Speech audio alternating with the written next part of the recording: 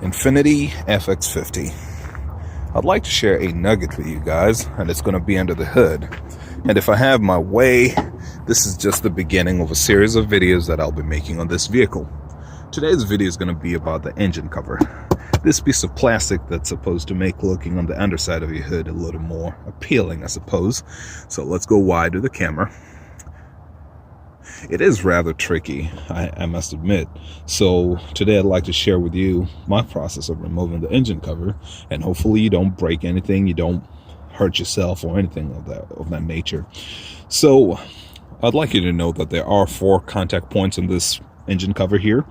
One here, another one here, then you have 2 in the back, here and here. On the back side, there is a vertical surface, and the connection or the fastening method is stud and grommet. Stud, male and female generally. So over here, you have males. Those are molded onto the plastic itself. So those males go into holes, and on the back side, you actually have holes, and those holes allow studs to go in there.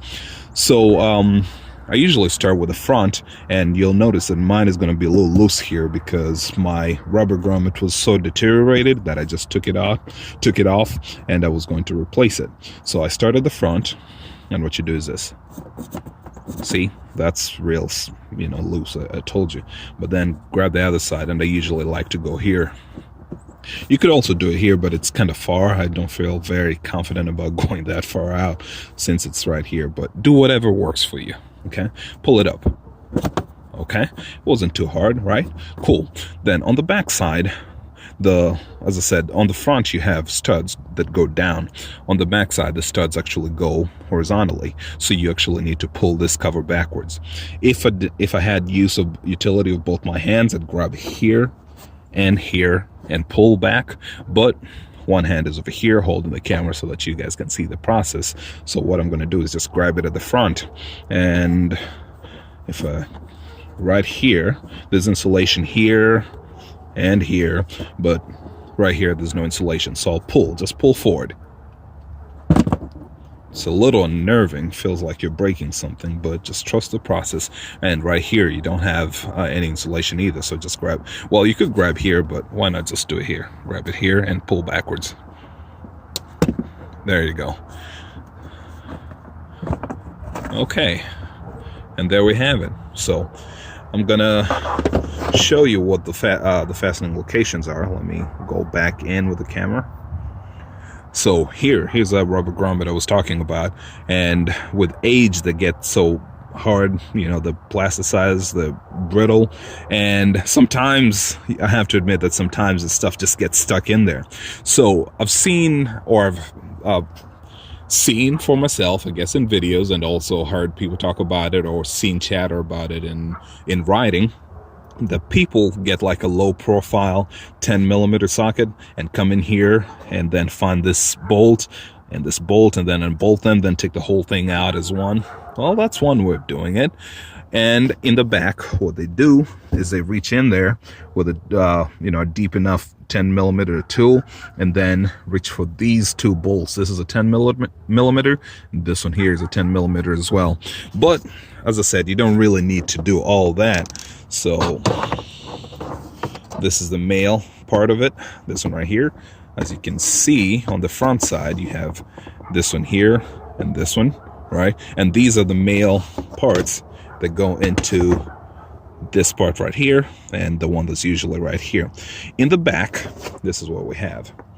This is the vertical surface I was talking about, and if you look at it right here, you'll see a similar grommet to whatever was down here. And so those bolts back there, those are the ones that act like studs in this case, instead of the plastic that we have in front.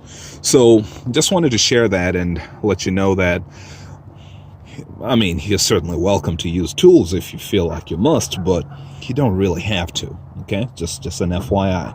So what can you do about these things? I mean, this vehicle is pretty old, and I'll be replacing all of them, but I don't know, Vaseline, WD-40, or just replace them over time with age. I think they're less than $7 each, if I remember correctly, so it's really up to you. And that's it. But what use is the video if I don't show you how to put it back, right? So let's do this. On the way back, you don't really need too much precision alignment.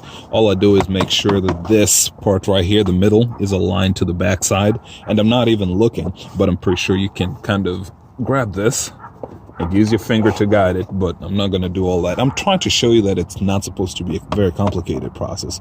So just try to find it centered. And since you have those, the tapered in, those female ports, just... you can swing it up and down if you want, like that, but usually it's already seated itself, right? So just push. And once again, if I had utility with my hands, I'd grab here and there and push from the back, but it's gonna be a little safer for me to actually do it from here so that nothing breaks. Feels like it's seated, but how do I verify that it is? One, I come here, make sure that there's enough clearance here. I can see just a little bit of my radiator cap. And then, this is the big thing, make sure that you can see your engine oil filler neck right here. And as you can see, mine seats itself properly with no fuss. So at this point, it's pretty easy. Just come down and that's it. If I hadn't fully seated it all the way back, I wouldn't have been able to do that. And I think. Now it won't come out. Okay, let's try this. Okay. Yeah, see? It's kind of hard to make that work, so that's how you install this thing, and that's how you remove it. All right? Cool. So let's put it all the way back again. I was going to remove it, but as pretty as pretty as a car is and all that, no, there's nothing pretty to see under the hood. And it's kind of, I guess, a little weird oxymoron to think about this, but because of all the plastic that's now under your car or in your engine bay, engine bays are not really pretty to look at. So to make it look pretty, get another piece of plastic and make it just, pretty it up, tidy it up a little bit. So there you go. There is my story with the Infiniti FX50. And as I said, if I have my way, I'll be doing more videos of this vehicle. Now that we're done with it, shut the hood. You don't have to slam your hood. I always say this whenever I have vehicles. And this one here especially has two. All right, so where were we? As I was saying, this hood here has got two latch strikers, one on this corner over here and the other one on that corner over there. So when it's time to shut the hood, what you do is make sure that you secure both sides. This one here, just press firmly till you hear click. And when you hear click on the other side, you are locked like that. So that's it for the Infiniti FX50 engine cover removal video. I acknowledge that it's not every day that someone makes a video on removing an engine cover. On the other hand, it's not every day that you get an engine cover that warrants a video on how to remove it. But I hope the video was helpful in one way or another. I hope this video will help you do your service and maintenance on your vehicle in the engine bay a little more efficiently, safely, without fear of damaging anything. All right, and I think that's about all I have for now. So see you guys on the flip side.